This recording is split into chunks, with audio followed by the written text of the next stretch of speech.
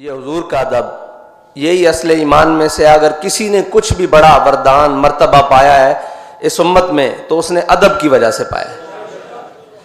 جب حضور ہجرت کے لیے تشریف لے کر جا رہے تو حضرت صدیق اکبر کبھی آپ کے آگے چلتے، کبھی آپ کے دائیں چلتے، کبھی آپ کے بائیں چلتے، کبھی آپ کے پیچھے چلتے، بس اچانک دوڑ پڑتے۔ تو حضور نے فرمایا صدیق یہ بھی کوئی چلنے کا طریقہ ہے؟ تو کہا حضور جب میرے دل میں خیال آتا ہے نا کوئی آپ پہ آگے سے حملہ نہ کر دے تو میں آگے کی طرف دوڑ پڑتا ہوں، جب خیال آتا ہے کوئی دائیں سے حملہ نہ کر دے تو میں دائیں کی طرف دوڑ پڑتا ہوں، اور جب خیال آتا ہے کوئی بائیں سے حملہ نہ کر دے تو میں بائیں کی طرف دوڑ پڑتا ہوں، اور جب خیال آتا ہے کوئی پیچھے سے حملہ نہ کر دے تو میں پیچھے کی طرف دوڑ پڑتا ہوں۔ یہی ہر امتی کے لیے فرض ہے کہ جب بھی وہ حضور کی عزت اور ناموس کے لیے جہاں سے اس کو شک ہو کہ یہاں سے میرے نبی کی عزت پر حملہ ہو سکتا ہے وہ اس جانب اپنی جان مال سب کچھ لے کر چل پڑے۔ یہی امتی کے اوپر فرض ہے، کیونکہ یہ حضرت صدیق اکبر کی سنت ہے کہ جہاں سے بھی خطرہ ہو، حملہ نہ ہو جائے، صرف خطرہ ہو کہ یہاں سے میرے آقا و مولا صلی اللہ علیہ وسلم کی ناموس پر حملہ ہو سکتا ہے، اس کا اندیشہ ہو، اس جانب دوڑ پڑنا، یہ حضرت صدیق اکبر کی سنت ہے۔ اور وارفتگی سے دوڑ پڑنا، دیوانہ پن سے دوڑ پڑنا، یہ حضرت جناب صدیق اکبر کی سنت ہے۔ حضرت امام محمد سے کسی نے پوچھا کہ جناب آپ اتنے بڑے عالم کیسے بنے؟ آپ فرمانے لگے کہ مجھے خواب میں زیارت ہوئی حضرت آدم علیہ السلام کی۔ حضرت آدم علیہ السلام نے فرمایا بیٹا قرآن سناؤ۔ کہتے میں نے قرآن پڑھنا شروع کیا اور پڑھتے پڑھتے جب میں پہنچا وَعَصَىٰ آدَمُ رَبَّهُ فَغَوَىٰ تو یہ آیت میں نے چھوڑ دی۔ جب میں نے یہ آیت چھوڑ دی تو میں پڑھتا رہا، جب میں نے ختم کیا تو حضرت آدم علیہ السلام نے پوچھا امام محمد آپ نے یہ آیت کیوں نہیں پڑھی؟ انہوں نے کہا حضرت میں نے، آپ اولو العزم رسول ہیں، میں نے آپ کے ادب کی وجہ سے یہ آیت نہیں پڑھی۔ تو حضرت آدم علیہ السلام نے فرماتے ہیں امام محمد کے مجھے سینے سے لگایا اور تمام علوم عطا کر دیے، یہ ادب کی وجہ تھی۔ اب حضور کی محبت اور صحابہ کا ادب، اس پر قبیلہ بنی عمر میں جب سید عالم صلی اللہ علیہ وسلم صلح کے لیے تشریف لے گئے، نماز کا وقت ہو گیا، مؤذن نے اذان دی، نماز حضرت صدیق اکبر پڑھانے کے لیے کھڑے ہو گئے۔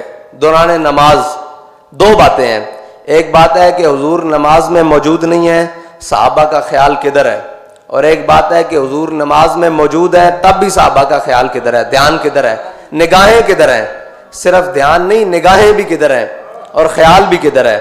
اسی لیے اقبال نے کہا تھا شوق تیرا اگر نہ ہو میری نماز۔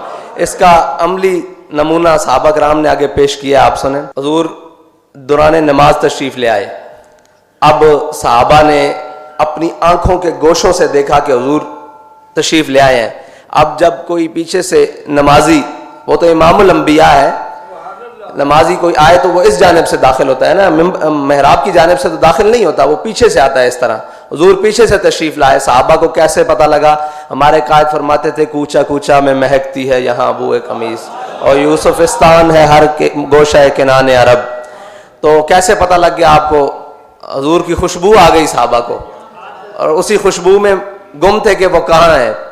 حضور نماز میں پہنچ گئے، اب صحابہ نے بعض ایسے ایسے اور بعض ایسے ایسے دونوں طرح تصویر شروع کر دی۔ تو اب حضرت صدیق اکبر نے اپنی آنکھوں کے گوشوں سے پیچھے دیکھا، جب دیکھا تو جناب رسول اللہ تشریف فرما ہو گئے، تو آپ اپنے مصلے سے نا پیچھے ہٹنے لگے۔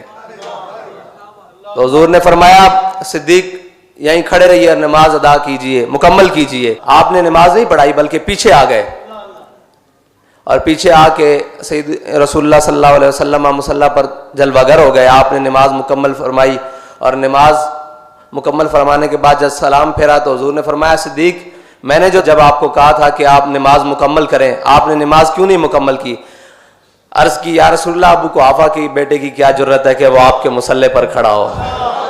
اللہ، یہ ہے وہ مقام جہاں حضور پیچھے سے تشریف لائے ہیں۔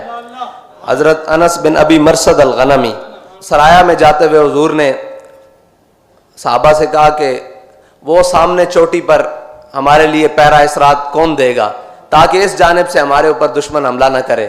تو حضرت انس بن ابی مرثد الغنمی کھڑے ہوئے، فرمایا حضور میں پیرا دوں گا۔ رات گزری، صبح فجر کے ٹائم حضور نے پوچھا کہ وہ ہمارا شاہ سوار نہیں آیا؟ انہوں نے کہا حضور ابھی تک تو کوئی نہیں آیا۔ اب نماز کھڑی ہو گئی، اب نماز میں آپ کو پتہ ہے کہ جو نماز ادا کر رہا ہو اس کی نظر قیام کے دوران کہاں ہونی چاہیے؟ سجدے کی جگہ پہ نا.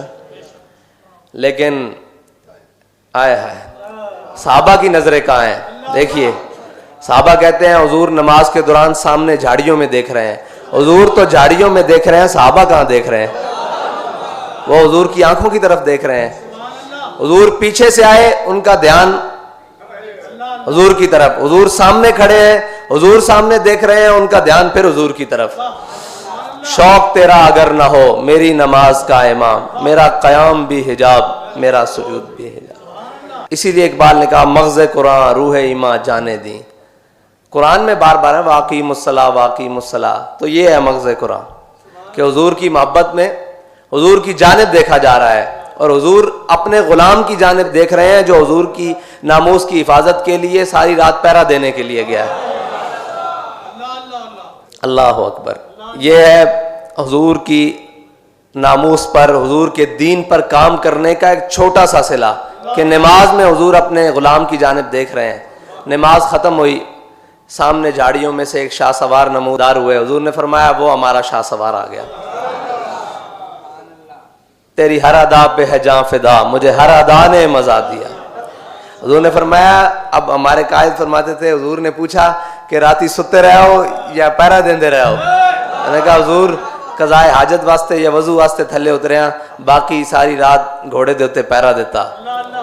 تو حضور نے پھر دعا دیتی.